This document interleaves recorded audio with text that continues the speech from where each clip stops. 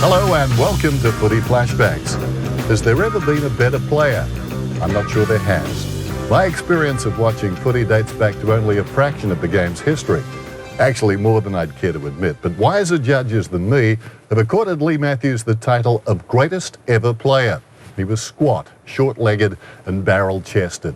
A rover who could mix it with the giants. A pocket battleship. As a coach, he was decisive, thoughtful and a great communicator, both to his players and the public. Lethal, as he's universally known, played in 4 premiership teams and coached 4.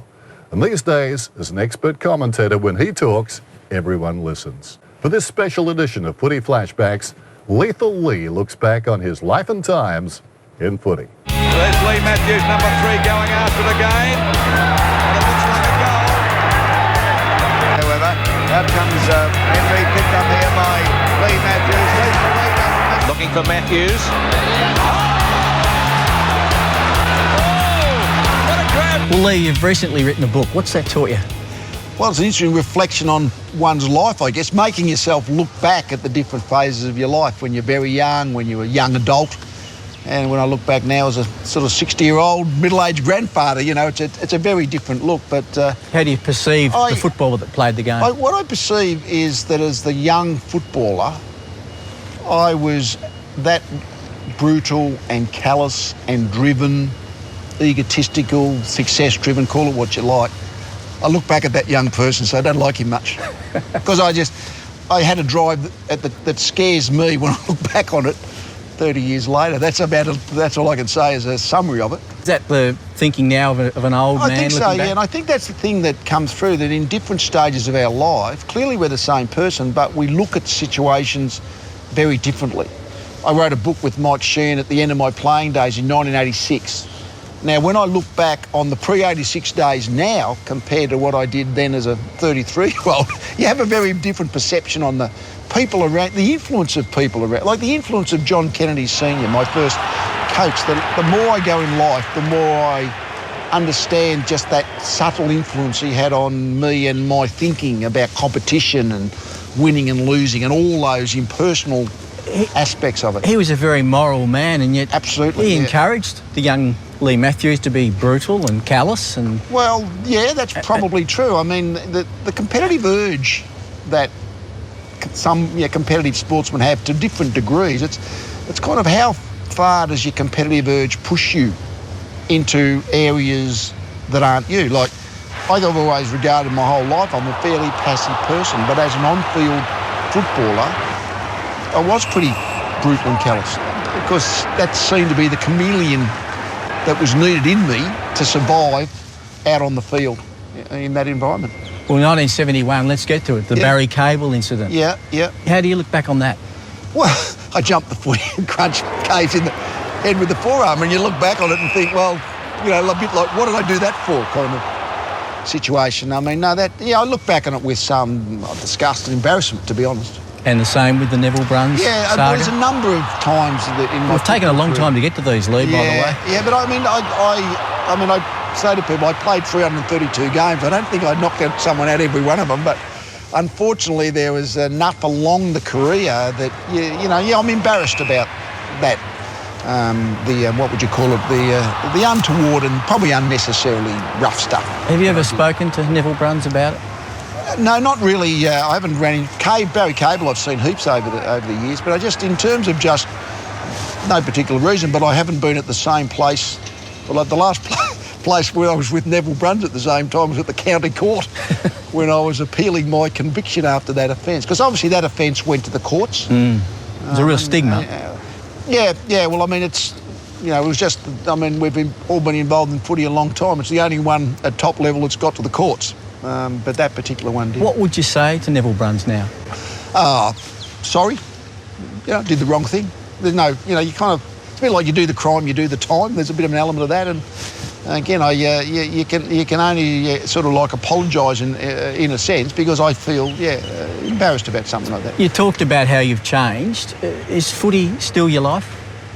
Yeah, no, footy, I'm one of those fortunate people that my passion, which has been there from virtually the day I was born in the football, has also become my livelihood pretty much for my whole life. I mean, the last time I worked a job outside football was probably 1982.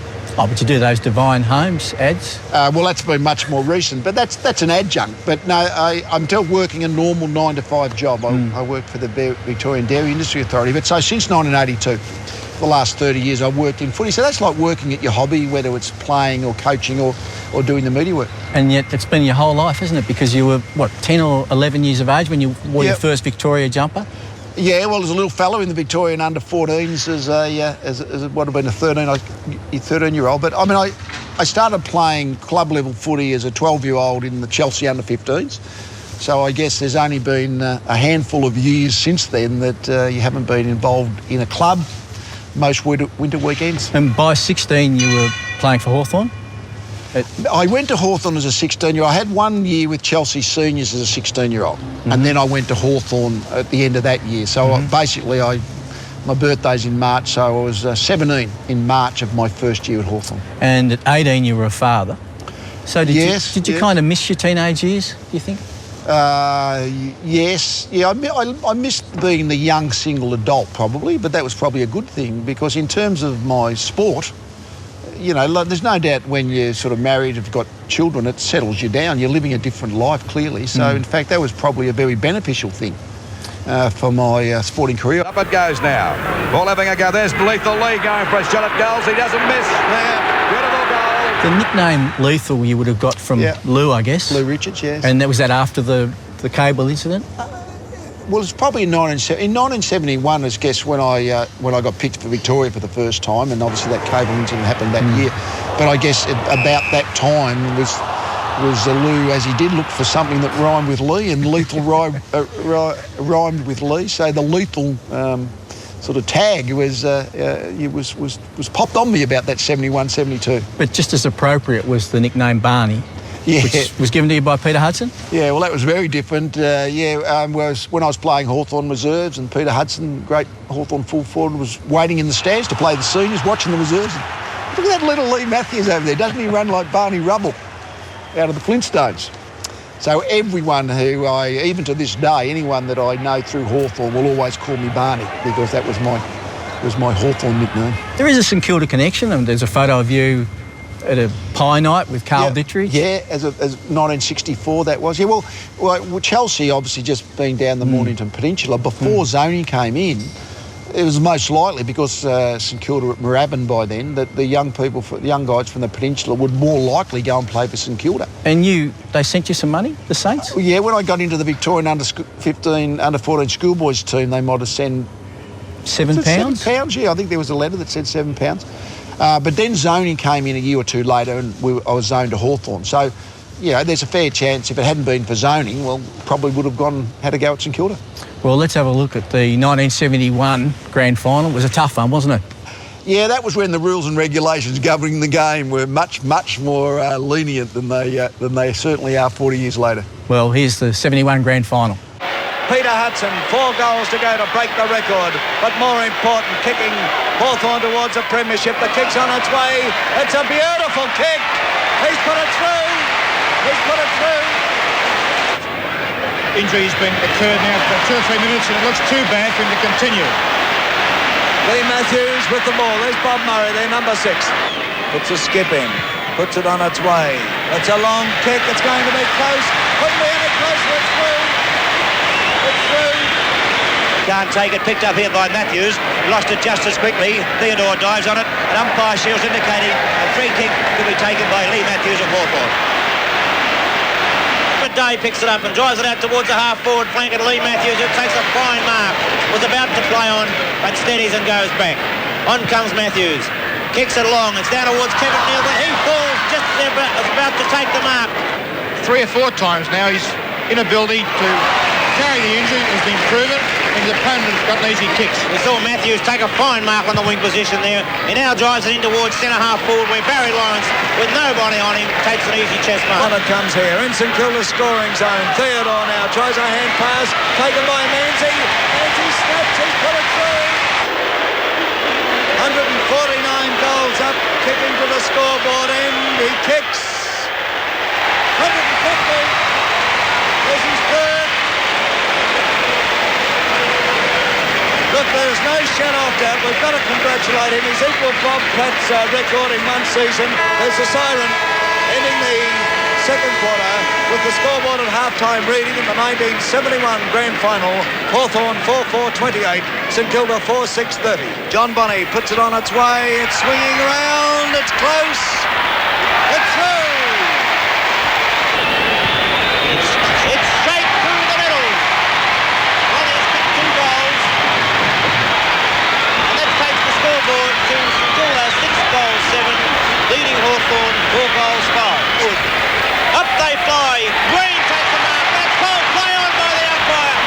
He recovers quicker than any Hawthorn player and comes around and drives it towards goal. Is it? Isn't it? It's the goal. It's the second goal, giving St Kilda a great advantage at this stage of the game. Leigh Matthews to get the free kick. 20 points the difference. Matthews always a long way out. 65 yards. There's Hudson in the goal square. Neil behind him. Lawrence in front of him. It's a big kick. Don't tell me he's put it through. Oh, beautiful. A fantastic kick.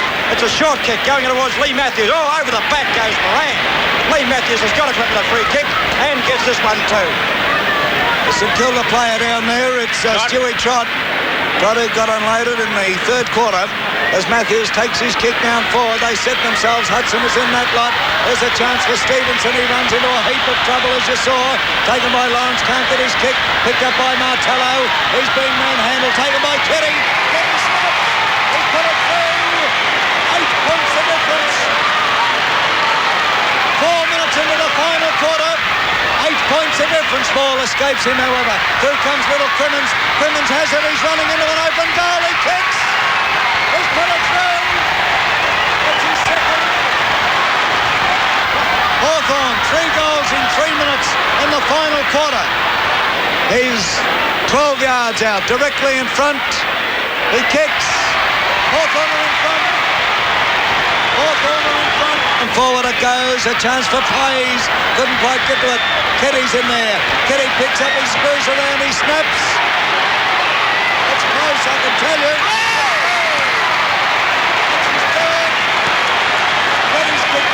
Last quarter, he sends it back to the weak position. Siren goes. Hawthorn are premiers, 1971. Hawthorn are premiers, and the final scoreboard here reads Hawthorn 12-10-82, St Kilda 11-9-75.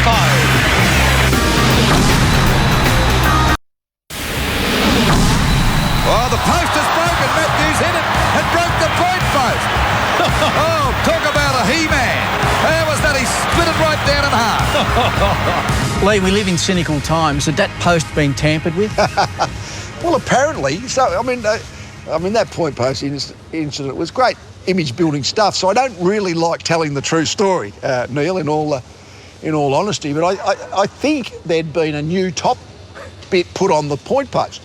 And I really didn't hit the point post all that hard, to be honest. I stood on the boundary umpire's foot. That was the main damage. But I didn't even know I'd bumped into it at the time. That's how little contact there really was. But obviously the top wobbled off, and I was in the rooms after the game and said to the head trainer, I've got a bit of a lump on my elbow. I don't know where this came from. And he said that was probably when you broke the point post. So that was the first I knew of it. Amazing. Played footy for a long time, but even my grandson tells everyone, Grandpa broke the point post. The broken point post is the big image-building thing in my life, as it's turned out, Neil.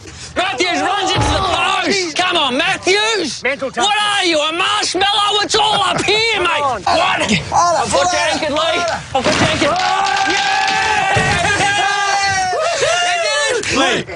Leigh. There was a gym at Hawthorn, I remember. Did you use it very often? No, not really. I mean, you do. Ever tempted with the roids or any of that stuff? Yeah, well, no, see, this is interesting. In the 70s, and when you talk about the history of the game, in the 80s is when the gym program started to come into normal being. But I really missed that. I mean, finished in 85, so I never really got into heavy weight programs. Certainly by the latter stage of my career, I was trying to lighten off, not get heavier.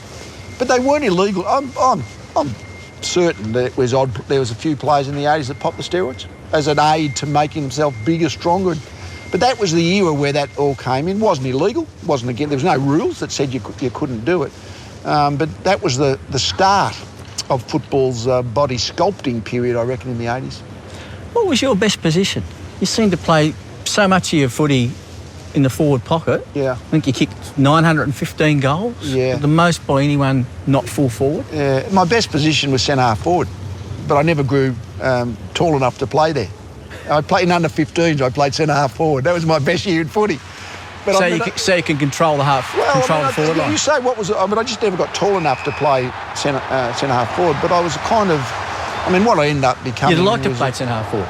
Well, you know, it's a bit of hypothetical because I never got tall enough. So basically you became, you know, I was a small player, obviously, 178 centimetres, pretty small for football standards, but I was able to, in the days when you used to have the first rover and the second rover, I would spend, I don't know, depending upon which way the wind was blowing, part of the time on the ball and a lot of the time deep in the forward line. And I like playing deep in the forward line.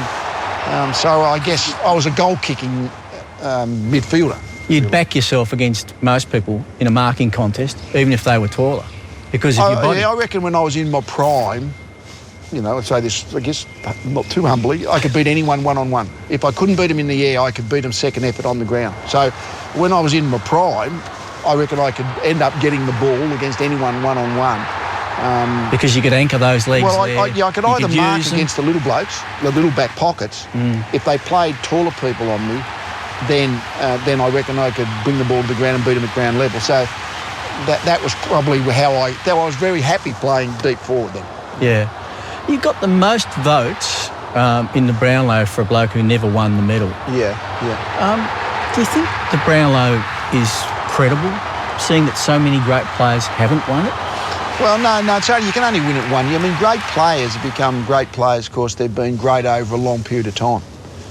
Whereas you only need one good year, in a sense, to win the Brownlow, and it's the most votes any one year. Which one do you value? Which award do you think says the Leigh Matthews trophy, you know?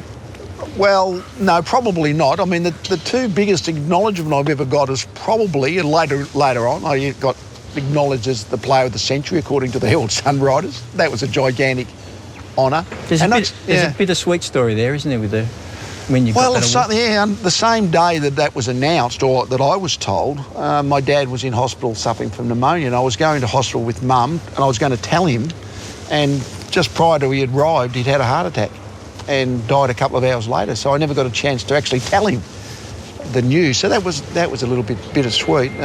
He was a low-key character, your dad, but he would have been very proud. He would have been at every football game I ever played. Once I started playing footy at the, AFL seniors or VFL seniors, Mum stopped going. She just got too nervous. But Dad would have seen almost every game of footy I played ever since, I was 12. So was that he happened. Very proud of you, even when you disgraced yourself? Oh, well, did he say, Leigh, that wasn't the right thing? No, I don't think he ever actually said the words, but I think he probably thought that, yeah. I think Dad, I don't think Dad would have been sort of defending. Mum would have defended me no matter what. See, the morality of sport is a really difficult discussion, like the actual urge to win. How far do you push that? I was asked, John Eales, the rugby league great, union great. A few years ago, he did a book, asked me a simple question, said, Leigh, what wouldn't you do to win? And the only thing I could think to say is I don't think I'd kill anybody. And when the length you'd go to win is a bit frightening, really. It becomes such an obsession. And many of us, I think, very moral men have suffered from that obsession. Well, some of us are obsessed with money. I remember a huge headline on the front of the Sporting Globe, the pink paper, saying Leigh Matthews, $40,000 a year. And it was like this kind of, wow, we've pushed the $40,000 a year barrier. Got offered $75,000 by Essendon at the time, but the clearance rules... What year was that? Well, it would have been in that 78, 79, at the end of 78, but you couldn't... There was no automatic clearances, so I don't know how the hell you would ever got there. Because Hawthorn didn't... And I never wanted to go, and I guess Hawthorn offered me sufficient not to think about leaving, because, you become attached to your club, it becomes home. It would have made it very different if you'd gone to Essendon.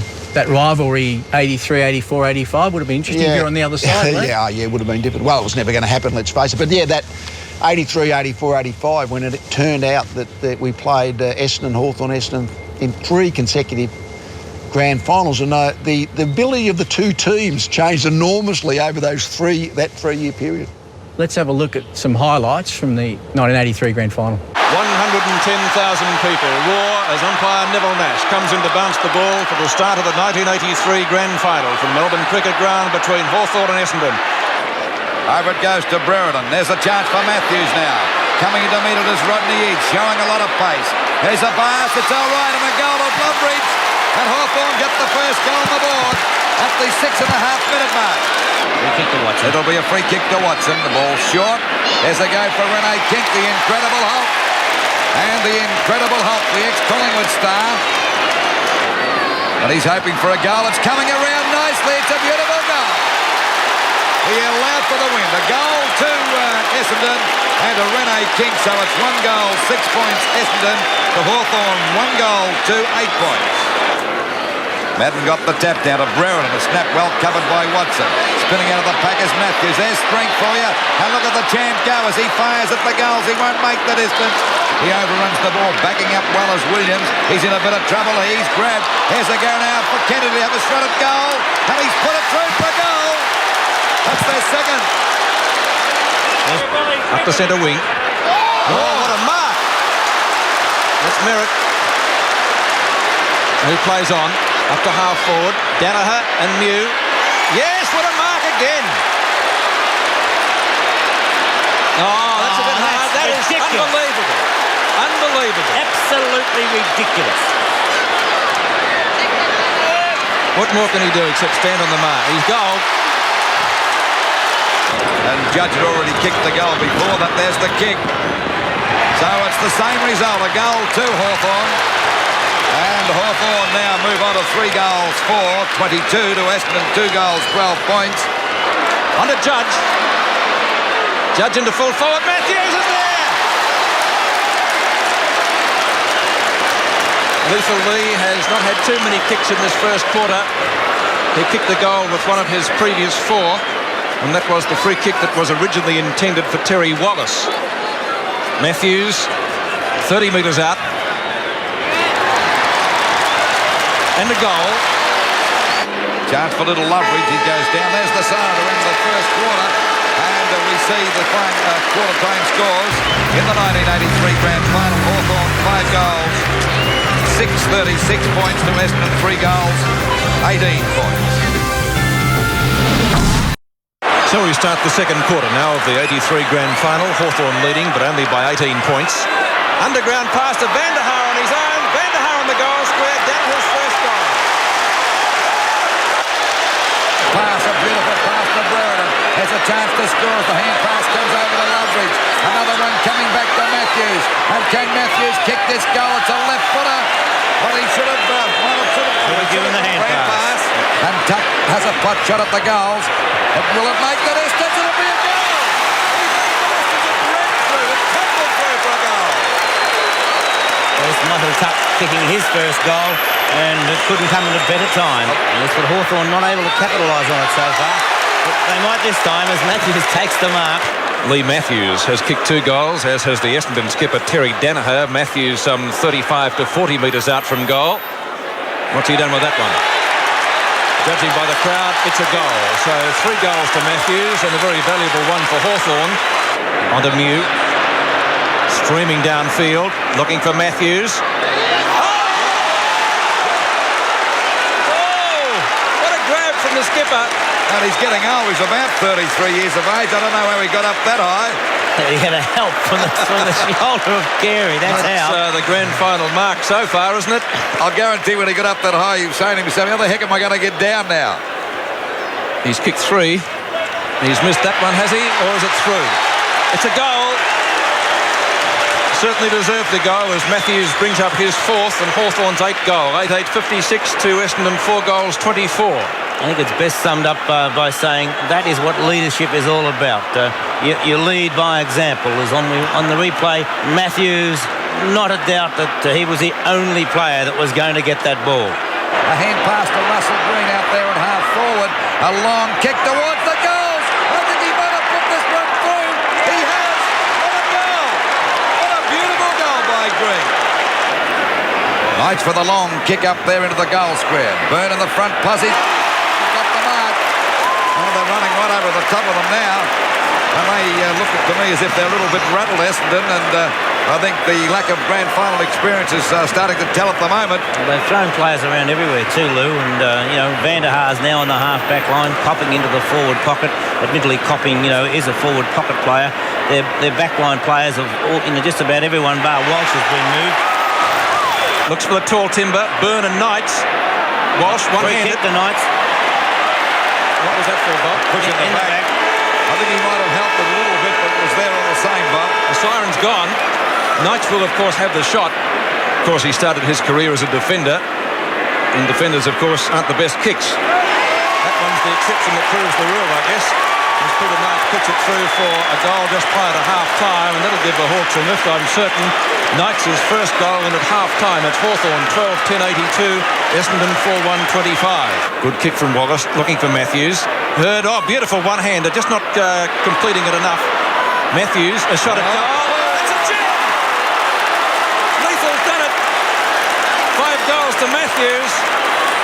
And that was unbelievable because Shane Hurd almost took a superb mark. One-handed, and Matthews pinched it and kicked a goal. Well, how do you feel from an Essendon point of view now, Lou, when you see Shane Hurd juggle the ball? Bradbury came on the scene, and that's a remarkable goal from Matthews from that position. And we've mentioned a couple of times, you lead by example. Matthews has done just that. Steadies for another one, another long shot. There's a chance for Russell Green. 30 metres away and made no attempt to get to the player. Oh, Matthews got one. You never guess who it is. He's gone again. Oh, golly, I don't know about this one. What do you reckon, Bob, about that? I don't think Leigh's too concerned. So that's 4 reports. And there's no doubt about Matthews going for goal number 6, and that's why he's the champ. As well, don't forget. 15 metres. This really makes him the champion that he is. When the big occasions come along, Pete, he just lifts himself right to the top, doesn't he? 5 goals to Matthews and a chance to make it number 6.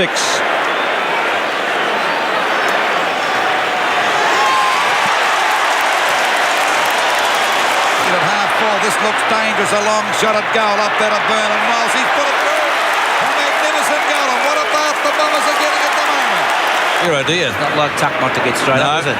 Matthews takes the mark in the meantime, so Buckenara down in the first few minutes, and Michael Tuck now down. So Hawthorn certainly getting their injury worries, and they've had a couple of players reported. That will be a hip out. A free kick going to Essendon's Cameron Clayton. Tuck getting back up. It seems to be okay. McCarthy, the knock-on is there by Merritt, opens it up for Williams. Robertson top one, but comes through beautifully. Well done, Colin Robertson. That was guts. Wallace up to Matthews, who picks it up, yes. And the mark played to the Hawthorn skipper. And Matthews, about 55 metres out from goal, has already kicked 6 goals.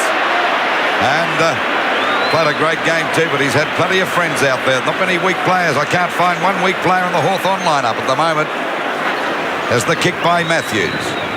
Let's see the result. Cover the distance. And it's through for 1 point. It's the start of the final quarter of the 83 Grand Final from the Melbourne Cricket Ground, and the crowd in excess of 110,000 as umpire Kevin Smith comes in to bounce the ball. Hawthorn leading 114-27. In front of Simon Madden. As a matter of fact, Bob, he's tried pretty hard all day. He's done very well on the run. Gave the wrong hand pass.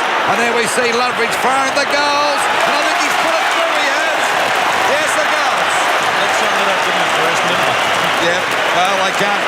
He's possibly their best player, and there he goes for a hand pass to the wrong man, and they score a goal. Leigh Matthews has kicked 6 so far in the game. It's a long kick by Tuck. Doesn't make the distance. Byrne in front's got the mark. Just coming on the ground, replacing Ayres, and of course, that's how things are going for Hawthorn at the moment. Byrne going for goal number 3, and he's put it through for a goal. So we see the difference now, 101 points. And a good mark to Copping. Well, why weren't Essendon doing this all day?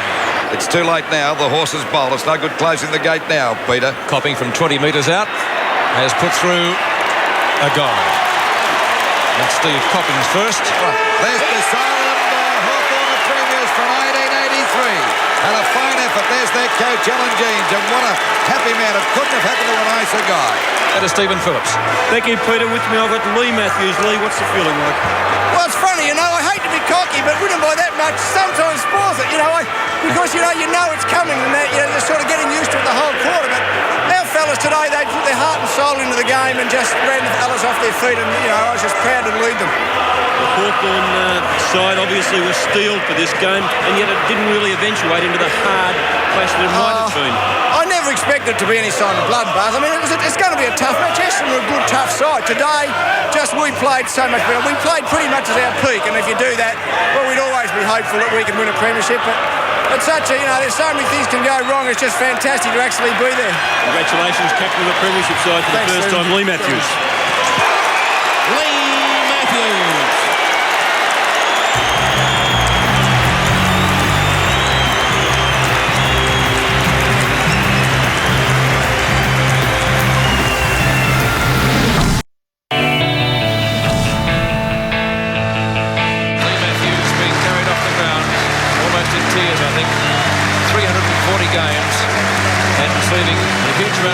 Even from the Essendon fans here now. Leigh, were you thinking you'd just lost the grand final or you'd just finished your career? Yeah. I think they're finishing the career. I mean, we lost the grand final about a quarter out. I mean, it was only a matter of how much we were going to get beaten for. So it wasn't a close loss on the siren. So I guess when I was going off the field, and you're going off the field for the last time, it's that, like, all I wanted to do from the time I can remember was want to play football, and this was the last time I would ever play it. That it's kind of like dying. Part of you dies. Maybe it's a good part of me died, because that was a dark part of my soul, I think, Neil. But yeah, it was just unbelievably sad. But it's amazing. About half hour later, in the rooms after the game, Dad came in actually, and my older brother, and I had this enormous sense of don't have to battle the young blokes anymore. Like, I just don't have to fight any longer.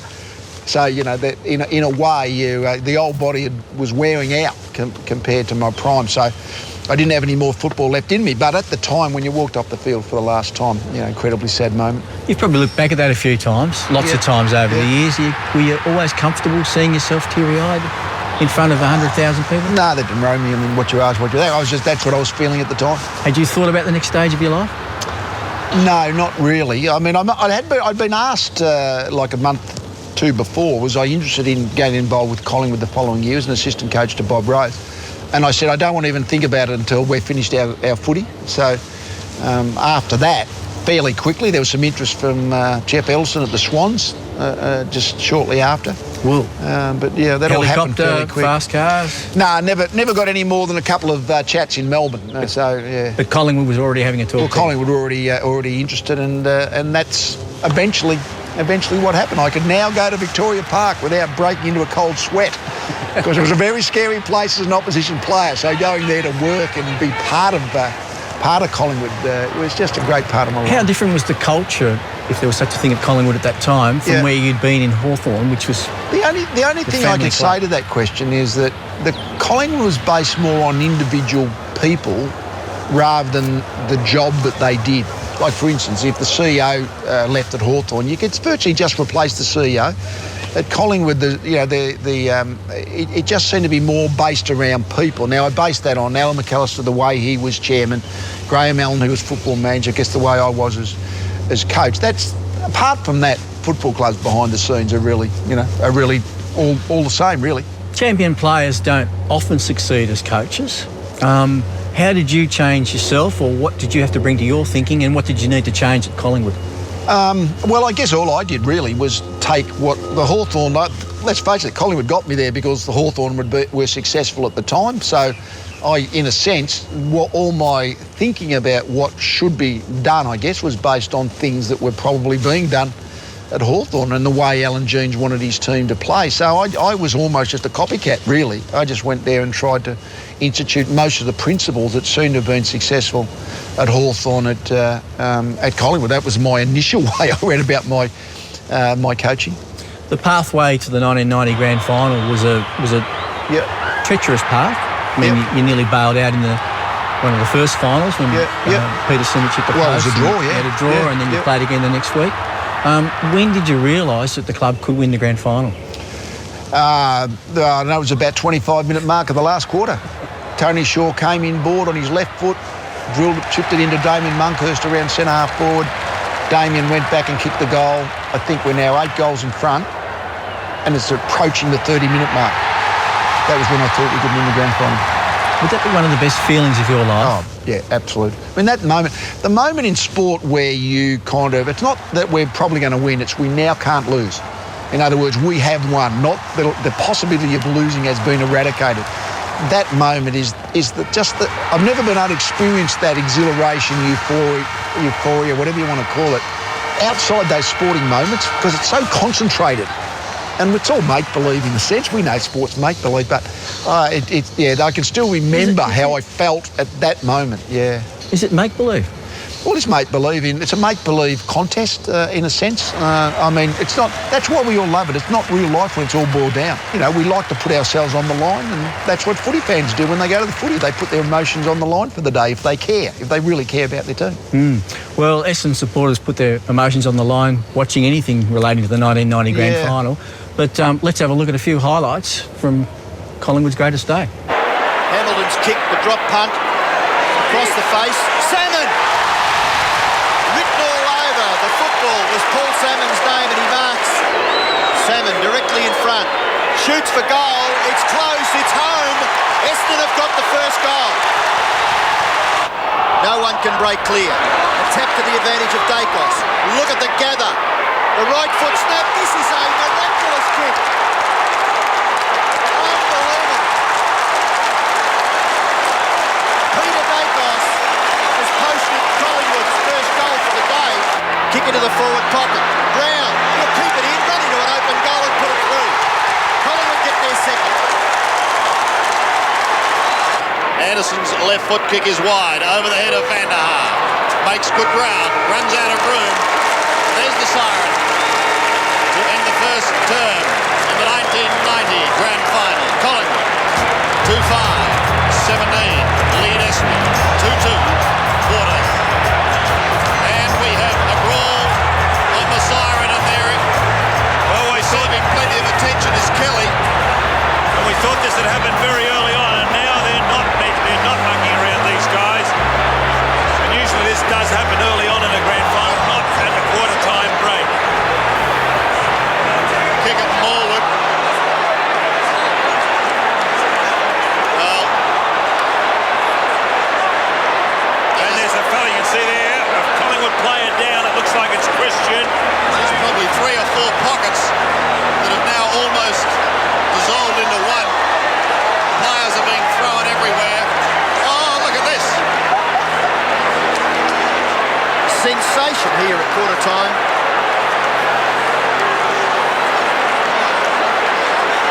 Who is that that's down? It's hard to pick up because of the shadows. Is it Gavin Brown? Let's hope it's not. Looks as though it is Gavin. Oh, well, that is unfortunate because he is a key to this side.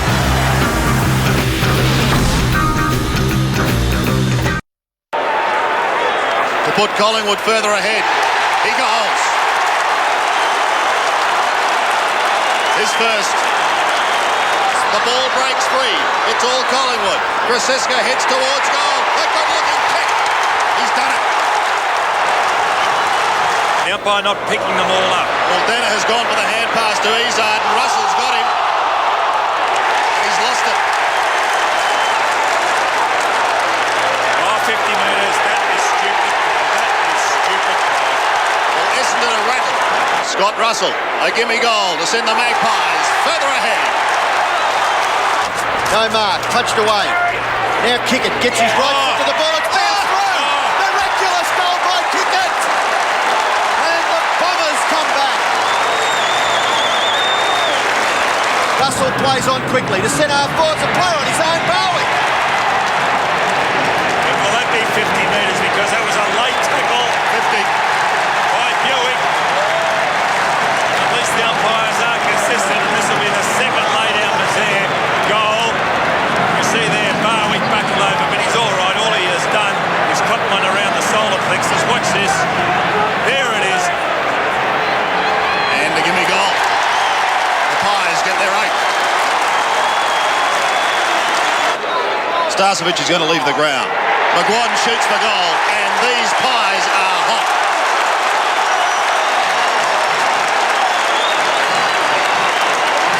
Russell picks it up, heads in towards the pocket. Over the head of Thompson it goes. Dacos, this is where he's at his best. The Mustard.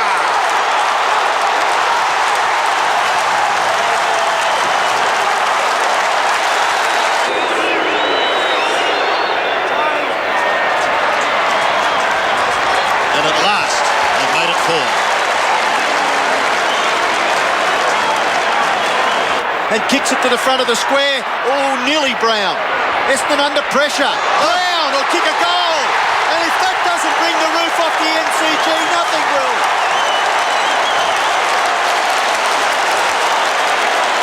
Well, earlier I complimented the Collingwood forwards, in particular Brown, on the pressure they've exerted on those Essendon backs.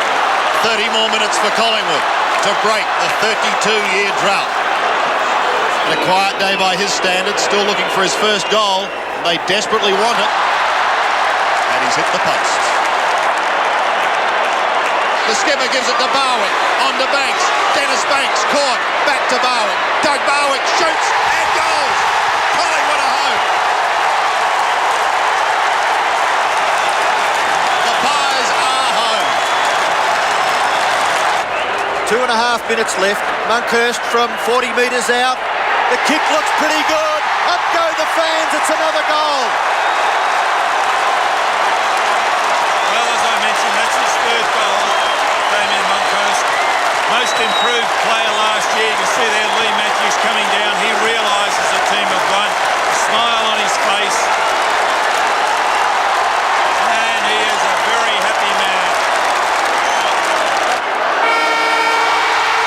He need not even kick it. The drought is over. 52 years. They've waited. Let the celebrations begin. Alan McAllister and Leigh Matthews. Tony Shaw. He's seen his brother play and lose grand finals. And now he is the champion. Absolutely fantastic down here. The feeling is absolutely sensational. All the Collingwood players are around now. And they are happy. Well, they've worked so hard. Leigh Matthews' rebuilding program. He's waving to the crowd, and with him is his inspirational skipper, Tony Shaw. And he's been on this stand before, ladies and gentlemen, never as the coach of a winning team, and it happens to be Collingwood, the coach, Leigh Matthews.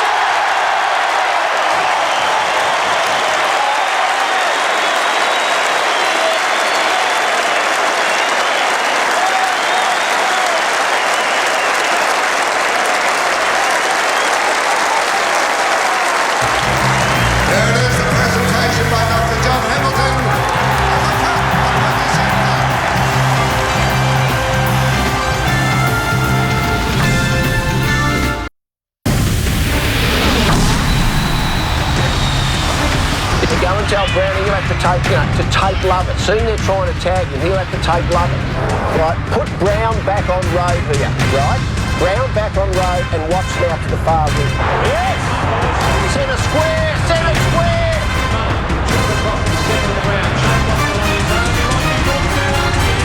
Oh. Did you tell Shorey to get on Lovett? Did you tell Shorey to play on Glenn Lovett?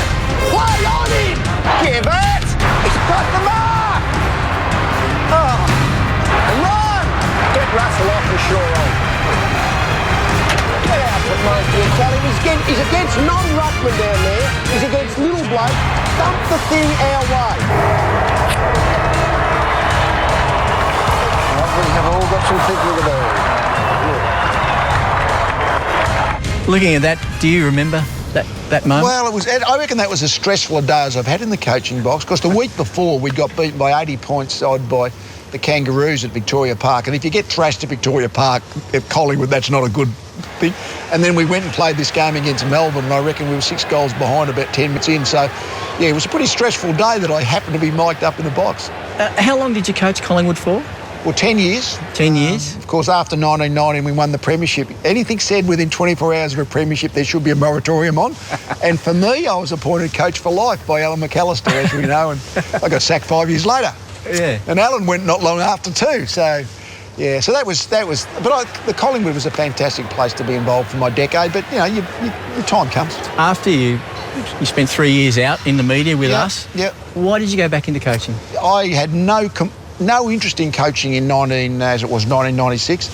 I was able to go and work in the media, but then 1 year merged into two, it was into three. But Fremantle actually spoke to me about their job about 3/4 of the way through 98. I wasn't interested. I did the courtesy, had a chat with them, but that was it. But then Brisbane made contact. Said they're going to pay you $500,000 to coach them if you're interested. That really pricked my ears a bit. You had pretty much success from the start. Well, we had an amazing 1999. Collingwood, the Lions, of course, sort of the history, got into the top four in 96, finals in 97. Their chain of command fell apart in 1998. So they were a great club to take over. The first thing I said to the players was a simple principle. Hey, coaches coach, players play, managers manage. That's how we're going to run our organisation.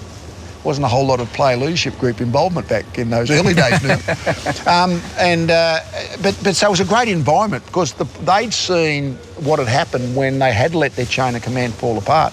So everyone was really willing to actually, okay, we play our role, we help each other with our other role. So but going outside Victoria was the big thing, of course. I mean, shifted about 20 Ks in my whole life up until I shifted to another state.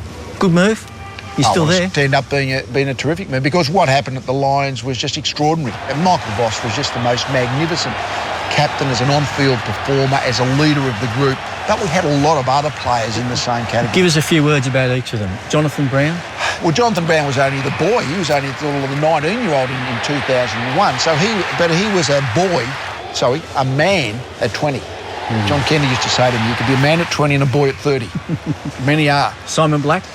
Well, he was a young player too at that stage. I mean, at that premiership era, they were just the young kids, sort of playing along in a way. What about Alistair Lynch? Just an amazingly big, powerful athlete. We had the really bad chronic fatigue in the mid-90s, and he had after effects of that the whole time we coached him. So you always had to be careful with him. But as a full forward, you could actually... He was the ogre. You could drop the ball on his head 15 metres out. That was our get-out kick. And Lynchy was so strong, if he didn't mark it, the ball would normally drop in close, and that gave our little crumbing players, Craig McRae, a good chance of getting it. So we had whether it be Marcus Ashcroft, Sean Hart, Chris and Brad Scott, Justin Lepage. I mean... Jason Ackermans. Well, Jason was a wonderful player. I mean, I never thought of Jason as, what would you call, one of the leaders of the side, but he was a fantastic, I call them consultants. They actually help you win games of footy. He was just a magnificent on-field performer. You're there? Go and tell Acker, run to the front of Lynchy. Run to the front, not to the back. At the fall of the ball, Acker. That's it.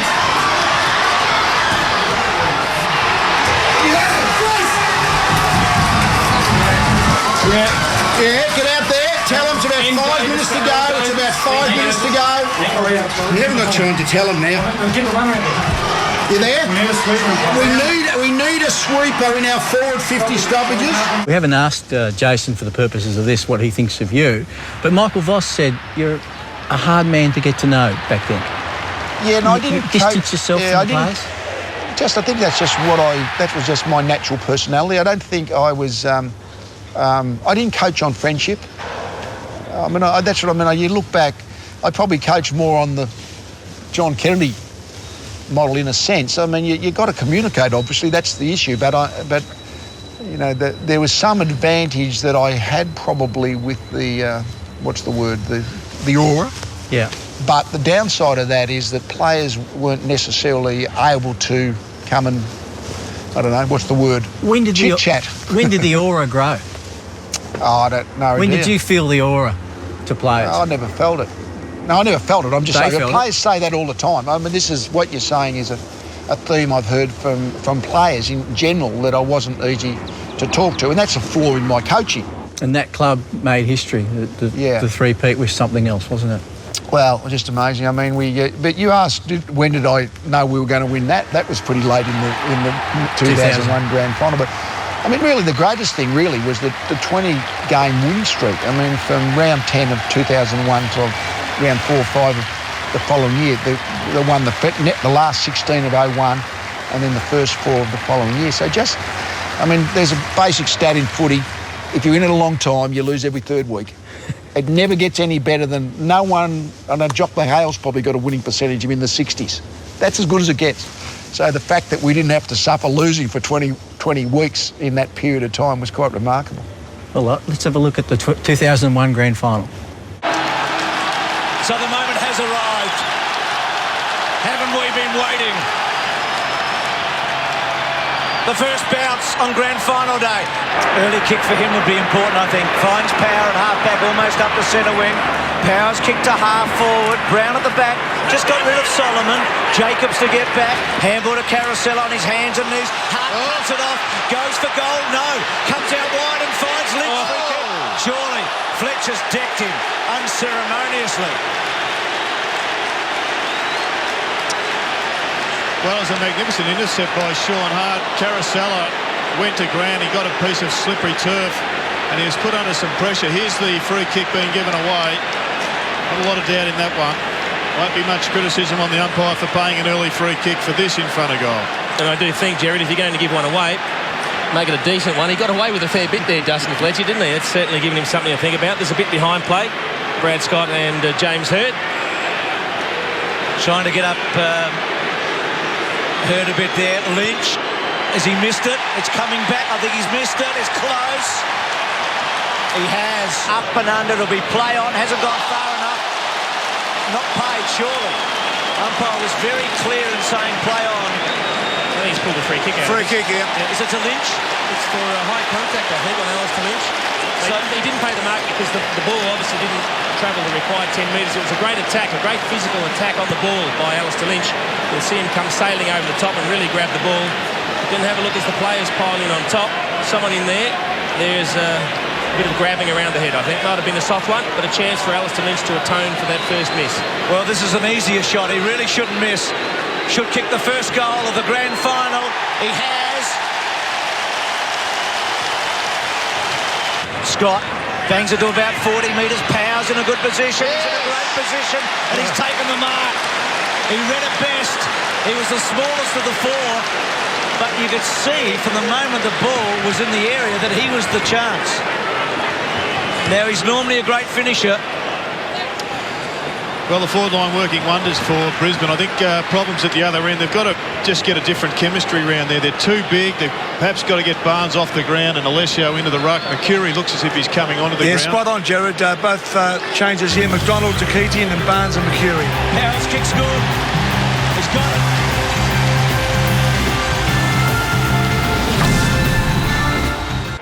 But now the Lions with an early 15-point break. They've had the bulk of the attacking. This time Hurd gets a touch, much to the delight of Bomber fans. Down towards Lucas, who marks inside 50. They just look too big, Jason, initially. Well, it's an interesting matchup. Chris Scott, he's giving away a lot of height to Scotty Lucas. But isn't it great to see James Hurd just injecting himself into the game and immediately something happens for the Bombers. I think the one thing Chris Scott has to do is certainly not give away front position. He's going to find it very difficult if he decides to play from behind. Scotty Lucas, one of only 2 Bombers to have played every game this season. The other one being Ramanauskas, directly in front. 57 goals last year, 31 so far this year. Lucas from 49 for the Bombers first, and he doesn't let the Red and Black Army down.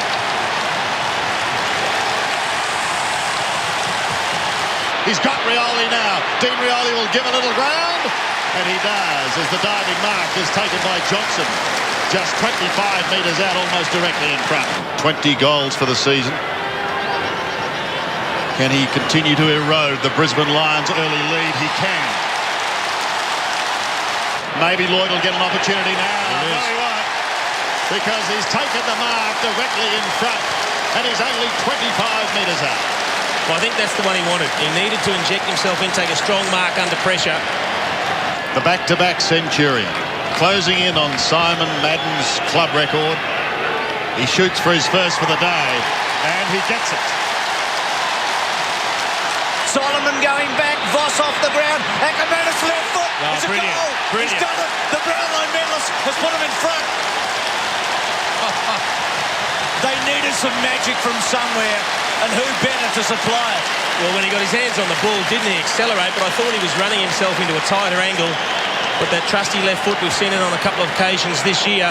Kick goals on the run from 60 metres. This time, he threads the needle from an almost impossible angle. He makes a difference, doesn't he? Oh, he certainly does. Just have a look at this. I mean, it was willing. People putting their bodies on the line. Voss tried to get it off the deck. He takes off there, actually runs further away. And a magnificent snap over the shoulder. Danger here. Johnson tries to pop it over the top, doesn't quite succeed. Lucas, he's in a good spot for the left footer. Lucas, for goal! Scotty Lucas is having a fairly big say on this day. He decides to head to the open spaces. He'll certainly test Hurd. Brad Scott is there with him. Scott turns him inside out, and he's away. He's been in very good form. Great kick. Lovely kick in towards Brown. And Jonathan Brown, the 19-year-old from South Warrnambool, will go back and have a shot. Well, what a pivotal moment that was, a one-on-one battle. Won by Brad Scott decisively. And once again, it was the feet that went on James Hurd this time. We've seen a number of the Bomber players, more so than Brisbane, going to ground, slipping on the turf. Jonathan Brown. His father played with Fitzroy Bryan in the late 70s. Ackermanis back on the ground. Nigel Lappin, the man that is having a spell. Tough shot for Jonathan Brown. Distance not a problem. The accuracy in that pocket will certainly test him. He's a right footer. It's a lovely kick. A delightful kick, and back come the Lions. He's one of the few players in the comp you give any chance at all. He's timed it sweetly. It's a good kick. It's going and going. They like it. He's drilled it. Barnes, he says, how about that? In the pocket is Black. Needs to get clear. He bounces up beautifully. Flicks it off on the right boot and finds Alistair Lynch. And maybe, well, it could well be one of the last kicks of the quarter, but he's got a chance to peg it back. Great effort by Simon Blake. Hasn't had much impact, as we said, in this term. Had a reasonable start. But this is a superb piece of play. Second effort was brilliant, but it's a must goal for Alistair Lynch. It's his fifth shot for goal. He's kicked 1 goal, 3 so far. 20 points the margin at the moment. Lynch has finally broken through after those 3 behinds. He's got his second. Combining now with Ashcroft, the 268-game veteran. Can he go all the way from 51 metres? Over the top he goes! That's the one they needed. The Lions are still alive. The kick's got to be good. The bounce is a good one. Eventually for Brown. Down he goes. Up he comes. Gives it to Power. And the Lions are still there. Dips through and pops it on the left foot towards Leigh. Big take away from Wellman. This is a big kick. They managed just a couple of behinds for the quarter. The Lions had somewhat of a drought. Ackermanis is leaving the ground for McRae as Lloyd set sail for home from 49 metres. The century goal kicker has steadied the Essendon ship, and he's kicked his third. So Jason Johnson still there warming up. Voss tries to go through. Can't quite. The handball to Lappin was good. The left foot's not bad. Oh, it's terrific. It's a goal from nowhere. The Lions are running. He goes in towards Brown. Jonathan Brown is in the pocket. Will go back now and shoot for goal. And this will be a kick to give the Lions the lead. Brown for his second. The youngest player on the ground. This to give the Lions the lead. He has done it. He has given them the lead. Again, they go towards full forward, towards a link. Oh, it's a header. He hasn't paid. Cheating, not paid. Well, they go on, so Pike decides he will kick the goal. Catch us now, say the Lions. Start of the last quarter in so many ways. Barnes and McDonald out of the air. Still McDonald to Voss in the pocket. Voss close. He's done it. Has he? The captain. He's finished it off. And again in the grand final, they've delivered. Ackermanis to Power. Power for a third. Another one. This would be the icing on the cake. Starts at left. Back comes and he kicks the goal. He's had 7 marks, 10 possessions, kicked 2 goals for. They've done it, but he's got the ball in his hands, Bruce. A bit of history here. Leigh Matthews has been to the top of the mountain for a second time as coach. Once at Collingwood, and now he's done the impossible. Brisbane have won the premiership. Premiership Cup to Michael Voss and Leigh Matthews, the Brisbane Lions.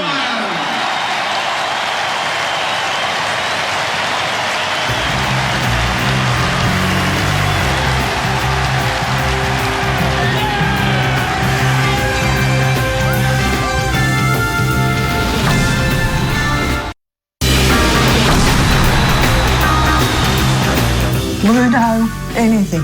On tennis, Leigh had to be to win all the time. What if he didn't? He cheated. Well, he did it. You're saying that? When he was You're little. saying that? Well, he did too. I've told the grandchildren about him. Leigh, mums say the darndest things. Yeah, thanks, Mum, for that one. It was probably true, though.